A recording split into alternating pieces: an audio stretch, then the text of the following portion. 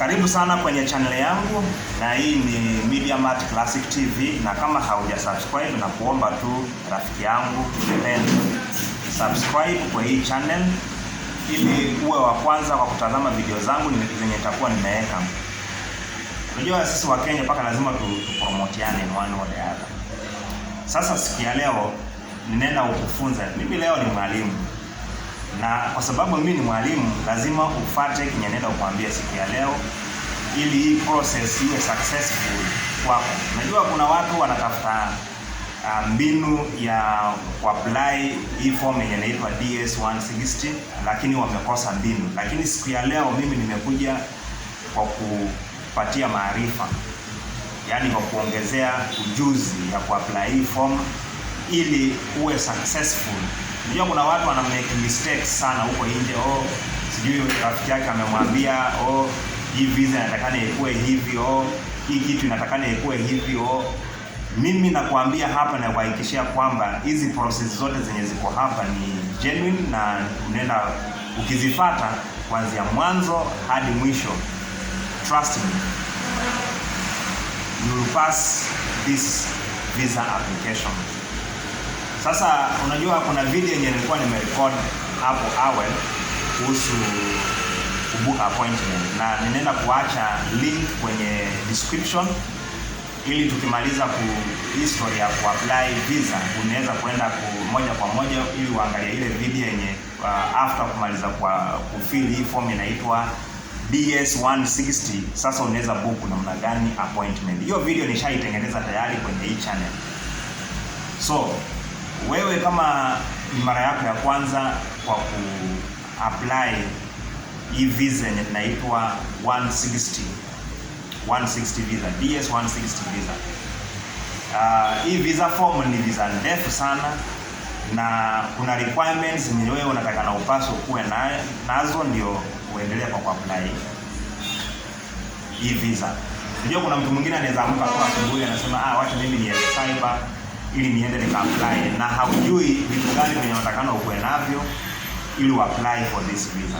Kuna vitu venye unapaswa ukuwe navyo ndio at least to qualify kwa kuapply visa kama hii. So unaweza kujiuliza ni vitu gani venye unatakana ukuwe navyo. So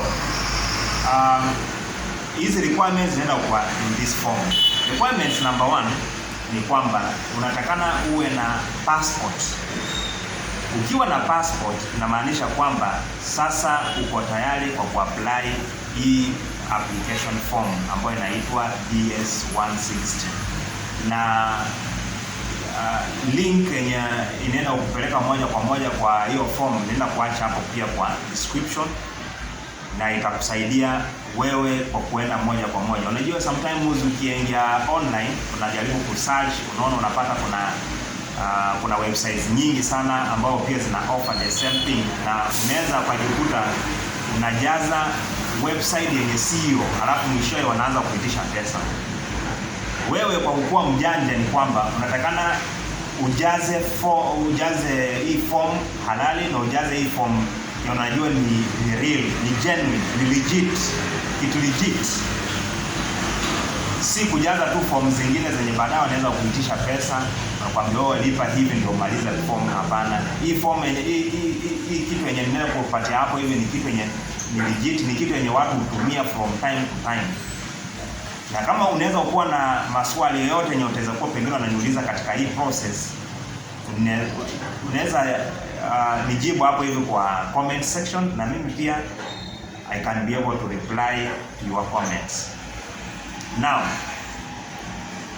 nimekuambia kitu ya kwanza kwamba wewe kabla haujaanza kufikiria kwa kuapply hii form, ni point number 1, unapaswa kuwe na nini? Na passport. The latest passport, the latest Kenyan documents that you are supposed to have. Secondly, unatakana ukuwe na birth certificate. Je, uko na birth certificate? Maana hizo vitu zitahitajika ili kwa kuverify kwamba wewe ni Mkenya. Alafu point nyingine ya tatu ni kwamba unatakana uwe na passport photo. Hii inakuwa ni soft copy.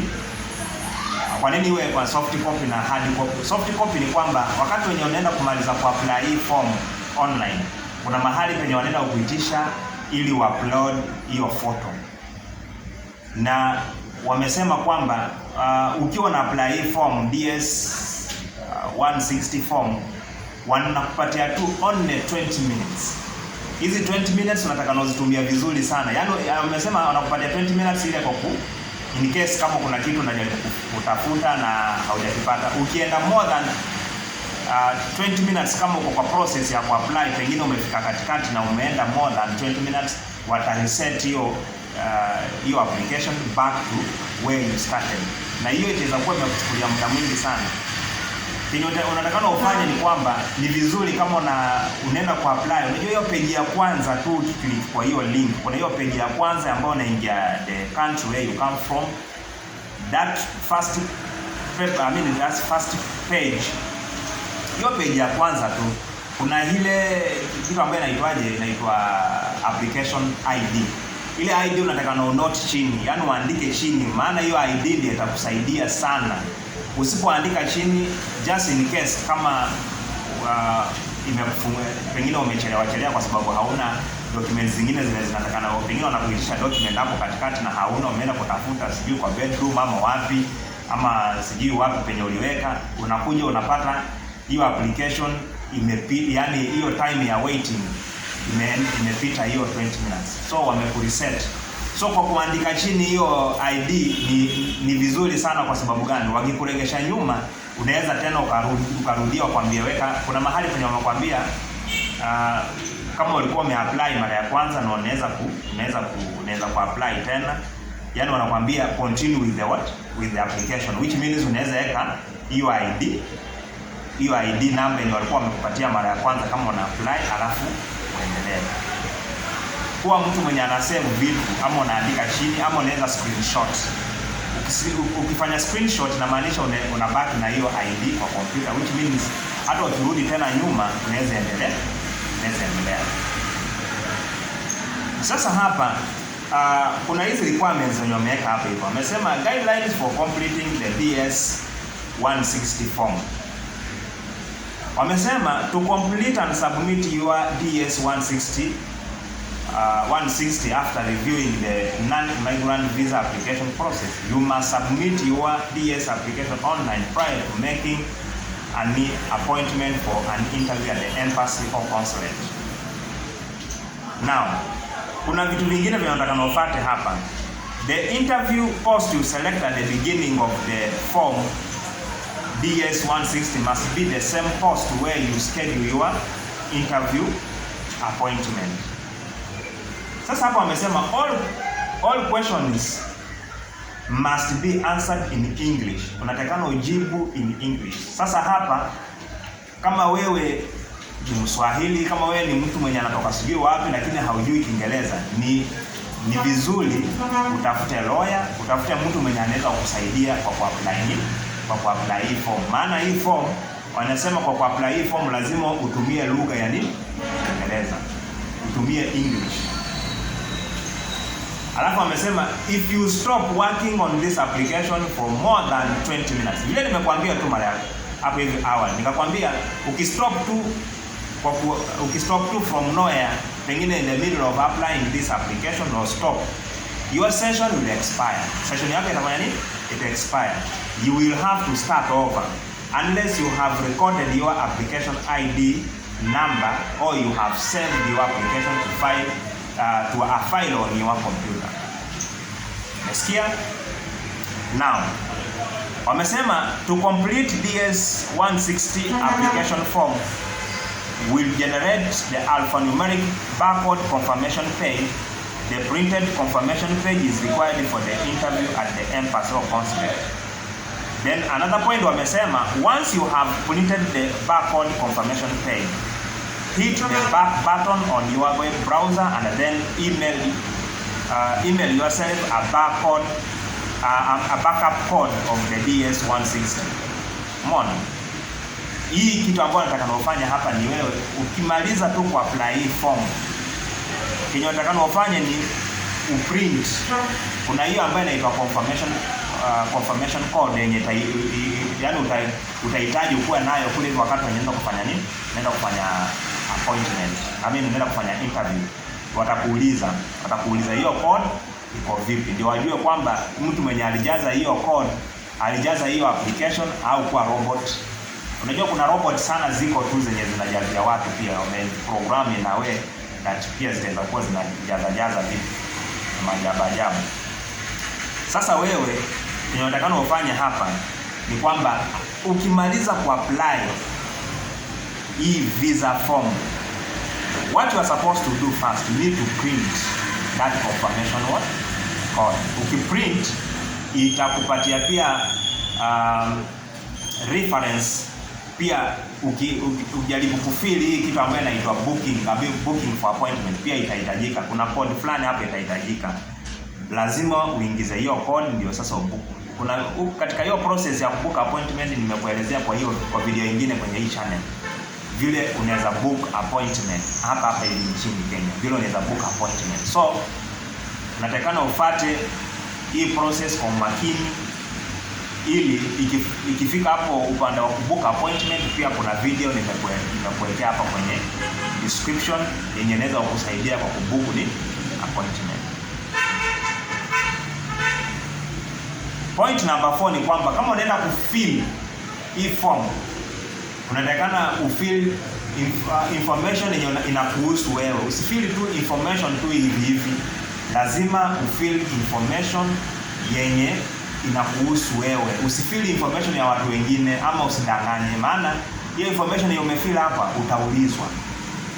Na ukiulizwa hizo maswali na uanze kuhema uanze tu kujikuna, inamaanisha kwamba hiyo information yenye umefill pale hivyo si halali na watacancel hii application. Na hata zile pesa zilizokuwa umelipa kule kwa kubook appointment na maanisha zimeenda bure. Kwa kusaidia wewe ili hizi vitu zisiende bure, unatakana kuwa makini sana when you are doing this exercise. Point number 5 ni kwamba unatakana ujue ni mtu, yani unatakana uwe na mtu, pengine kama kuna mtu mwenye amekuita ili uende US, pengine yeye ndiye anaenda kugaramikia mambo mengi, maybe tunaweza kusema kuhusu wewe kuishi kule, kuhusu kukula kwako, kuishi kwako, ile muda yenye unaenda ukua pale, yeye ndiye anaenda kuangalia. Unatakana uwe na details zake zote. Mwambie akutumie details zake, kama kuna affidavit information yake akutumie, ili ikifika pale hivi kwa kuapply form wataitisha information yake, mahali penye yule mtu anaishi, yani street yenye yule mtu anaishi, box number yake, anaishi wapi. Umeona? Si kama hapa hivi utaambia mtu sijui mimi naishi Nairobi, mimi naishi Mombasa, wewe njoo tu hii hapa sijui kwa basi. Kule wako very in details. Lazima waelezee street gani yule mtu anaishi wapi, anakaa wapi, box number yake ni ngapi, namba yake ya simu, kila kitu mwambie akutumie. Maana ikifika hapo utaanza kwa babaiko, sijui nini, nianza kumpigia simu au kufanya nini, pengine aliko online kumpata tena inakuwa ni shida. Before you apply, you are supposed to have the details of the person who is going to host you there. Point nyingine ni kwamba details zako za kusoma, details zako za masomo yako primary hadi college pia unataka na uwe uko nazo, which means si ati college documents zako ziko mbali, ziko sijui umeziacha nyumbani, wewe unaishi kipi yako. Nataka na zile documents uwe uko nazo, ndio ukiapply kitu kione yani kiko real. Wanakuambia form 4 ianza lini, ukamaliza lini, pia uko na documents zako ziko hapo zinakurepresent. Usianze tu kwa na guesswork, maana hii si guesswork, because at the end of the day kuna pesa unapaswa kufanya nini? Kuna pesa unapaswa ulipe. Hiyo ambayo inaitwa the money for booking appointment. Sasa ukilipa hiyo pesa, unajua kulipa 18,000 si mchezi hivi alafu uzipoteze tu kwa sababu ya vitu vingine kama hivi. Kuna vitu nataka na uzingatie hapa ili uapply hii form, ufill kwa njia inastahili ufill hii form. Unajua si hizi forms zenye tunafil hapa hivi Kenya. Unataka na ufill form ndio unajua ukifeel kweli ni form halali. Alafu kitu kingine wealth, yani mali yako, uko na mali ama wewe ni mwanafunzi. Kama wewe ni mwanafunzi unaenda US kwa sababu kuna mtu pengine anaenda kugharamikia kule hiyo stay there ama kwa masomo, yule kuna mtu anatakana awe garanta wako ambao anaenda kudeclare wealth yake, na kuonesha kwamba mahali penye umetoka si mtu hivi hivi, pia ni mtu ambao kuna watu ambao at least wako na pesa. Unajua kule hivyo sana wanataka tu ukifika kule hivyo unaanza kuwa kama chokora. My friend, it is another different case. Kule hivyo nataka utoke hapa ukijua kwamba mahali unaenda wapi. Sasa tunaenda kurandarana tu kwa streets kule. Unatoka hapa unaenda kwa mtu fulani na yule mtu anaenda kugharamikia your stay there. Kuna mambo anaenda kugharamikia. Kuna kula kama ni kukaa kwa hoteli anaenda kugharamikia, na unatakana uwe specific kuanzia saa hizi hadi muda gani. Si mambo ya kurupuka tu unatoka tu hapo unaenda kule, unafika kule unaanza kujiextendia muda wako nini, na huko umesema hivi na hivi, unless otherwise ukiwa umefika kule hivyo pia umeanza kuextend, unajua vile unaweza kuextend ukiwa kule. Lakini kitu ambacho mimi nakwambia hapa ni kwamba you need to be specific. Unatoka hii area unaenda kule, unaenda kukaa kwa muda gani. Bali hivi katika hii form watakuuliza wewe, watakuuliza unafanya wapi kazi, kuna kazi unafanya mahali na unalipwa pesa ngapi unalipwa, mshahara wako ni vipi. Sasa hizo yani wanaanza kuuliza tangu anze maisha yako umefanya kwa kampuni gani hadi kwa kampuni gani, step by step. Umeona? Kuna zile step by step information. Umetoka hapo ulikuwa unafanya kama sodio, ukatoka kwa sodio ukaingia pengine umerecruit kama military, ama umetoka hapo yani kazi, yani your work history. Wanataka kujua umetoka hivi na hivi, saa hizo unafanya kazi gani. Umeona? Katika hiyo form pia kuna kitu kama hiyo. So kama unaenda ku apply hii form, unataka na uwe umejua kwamba kazi yenye unafanya, vile ulianza kufanya kazi, ulianza kufanya lini mpaka mahali penye umefikia unafanya kazi gani, ama ndio hiyo tu moja unafanya. You need to step, na pesa yenye unapata kuanzia mwanzo ulikuwa unapata pesa ngapi, na ukienda ukiincrease mpaka mahali penye umefikia. So kuna vitu vingi sana unataka na ufanye hapa kwa hii form, lakini nataka nikwambie ni kwamba hii form unataka na fill information yenye na kuhusu wewe. Usianze kufill tu information ukiwadanganya, maana ukifika kule mbele ita backfire. Fill information which is correct.